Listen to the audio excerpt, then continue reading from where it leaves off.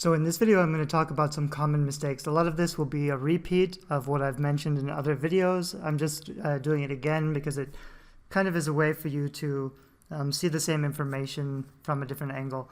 So the number one mistake that most authors make is that they want to be unique or different or stand out. You want something that fits in with other covers in your genre, but also looks as good as or better than, and it can still be really distinct and unique in that genre, as long as it follows enough of the rules that it appeals to the right readers, it uses the right colors to get that emotional reaction, and the title fonts match the mood of the genre. So that's like, you need to do a lot of things right, but you really want, it's easier and safer to try to make something that's really overly cliched than it is to try to make something unique that stands out, that's different. Generally, you want to go simple. You want to make simple choices, really pretty art, very pretty pictures. You don't want to overthink your cover or analyze. Like, you don't want to try to do something unique with your cover. You just want it to work. You want to attract and get people to read the description. So don't overthink it. And then the fonts don't communicate genre. A lot of non-designers, when they're adding fonts, they'll just pick a font that they like, and they won't really know if it's the right font that it will attract readers of that genre. So that's something you can do with research, or finding some of my materials about which kind of fonts sell for every different genre. Too distracting or busy. A lot of authors will also try to make a scene or add a lot of characters or Photoshop a bunch of stuff together that really doesn't work. The conversation I usually have with most authors is they're thinking of a scene that happens in their novel, and they want like this character looking at that character, wearing these clothes and having these like body positions. All of that stuff doesn't matter. The interaction, the emotion on someone's face, that kind of stuff, it's overthinking it. You really want to just keep it really simple, focus on colors, the background, and just hint at a human character. You're not trying to communicate the plot or the story. You're just trying to get them to read the description and find out what it's about. And then also not blending it together. Sometimes people will use Photoshop and they'll add a bunch of stuff together, but they don't add any color washes, and it's just kind of a mess of a bunch of different colors. You'll notice really quickly on professional covers, like I said, it's almost always just one color, maybe one or two colors. If you have 3 or 4 identifiable covers, that's probably a mistake and you need to rethink it. Too clever, trying to do something communicative. This is all right in not even literary fiction. Like in literary fiction, it's not something clever. You really just want one simple picture that kind of is interesting, but not something conceptual. For nonfiction, a lot of times you want something that is conceptual, but it's okay because it's usually like one very small image in the middle of a big white cover.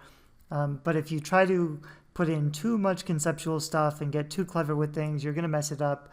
It's better to just keep it simple. You don't want to give them something to figure out or discover. They're not going to think about your cover for a long time or like consider what you were trying to do with the cover. If it doesn't work in 1 second, it's a bad cover. It's not working. It's not pulling those readers into your description. So that's something you need to think about. And then finally, text effects. Like I said earlier, if you have great art, it's really easy to just screw it up. If you hire a cheap designer, even if you get a pre-made designer, often the text isn't that great. I know a lot of amazing artists who do great work, but they're not cover designers, so they may do their best, but they're not really using fonts that communicate the genre, or they're using poor spacing or text effects. This is really something you learn from experience, but you can mimic it quickly by either using some of my templates or looking at the other bestsellers in the genre and really focusing on how they're using text. You know, is there a drop shadow? Is there a bevel? How does it fit into the light and the dark spaces of the background cover? Stuff like that. You don't want to slam on some drop shadow and bevel to try to make it pop out of the art. You want it to blend in and be like one picture. The text really needs to get out of the way of the art.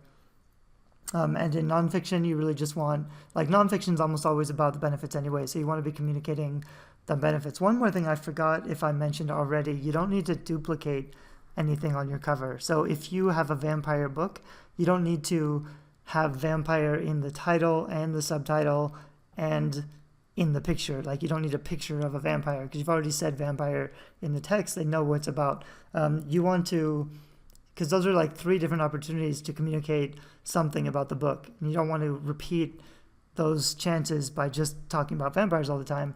You do want to use the most important keywords in the title or the subtitle, because when people are searching for keywords, your book cover won't show up. It's just your title, your subtitle, and your description. So make sure you're using as many keywords as you can and you're using the main keywords. But if you use those keywords in the title or subtitle and it's on the cover, you don't need to repeat them with the picture. You don't need to make it that obvious. And the picture is really, again, it's not communicating the details. It's just attracting readers of that genre.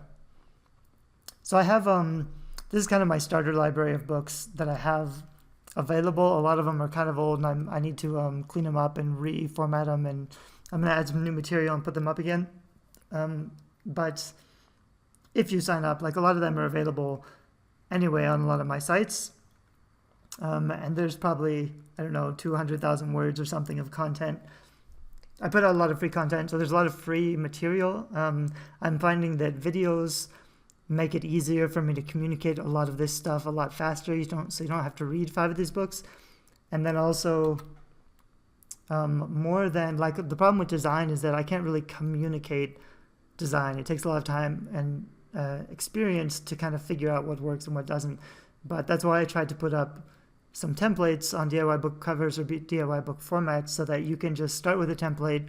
It'll save you a lot of time and frustration, and you'll be ahead of the game. It's better than starting from scratch and just like floundering around and trying to figure something out. The blank canvas is an author's worst enemy, because you're not, like, you don't want your book cover to be your first experiment with graphic design. That's a huge mistake. You want your book cover to be professional and to sell the book that you spent years writing. Don't mess it up by, playing around with the cover for a week and thinking it's good enough. But on the other hand, the easiest thing is to hire a designer, but I don't like to say that authors have to pay lots of money to publish their books. I think, of course, if you don't have a huge budget, you should publish anyway and try to find the readers that will like your book any way that you can. So I'm trying to put out cheaper or free resources that'll let you do that without spending a lot. But keep in mind that even when you learn the basics and you DIY your own book cover with my templates, it's still probably not going to be as good as a real cover, a professional cover. So it might be fine to start with to see if people like your book, but it's going to be a limitation. You might be able to overcome it anyway. There are lots of major best-selling authors who've done tremendously well, and they started with ugly covers. So it's possible, you do the best you can, and you just hope that things will work out. But when you do have more money to spend in a professional cover, that might be something you want to look into. At the same time, spending a lot of money on a cover doesn't guarantee you're going to get a great cover, because as long as you're the boss and you're telling the designer what to do, that's a liability, and you need to be aware of that liability, because getting what you want with your cover could actually be a pretty big mistake. So the best thing you can do is just educate yourself about cover design. I have lots of free videos and resources. I hope this video series has been helpful. If you're already a member of DIY Book Covers, you can just keep going, and I'll have more advanced videos that actually go into the technical stuff about how to use Photoshop or Word, like the actual nuts and bolts. This is kind of all theory. But if you really want to learn how to do book cover design, then there's a premium package in DIY Book Covers that's the Epic Book Design Package, and it has more detailed tutorials for specific fiction and nonfiction genres and topics, and then also a bunch of templates for those same genres and topics. So that's kind of the sales pitch to upgrade, but there's plenty of free material that I hope will help also. Thanks.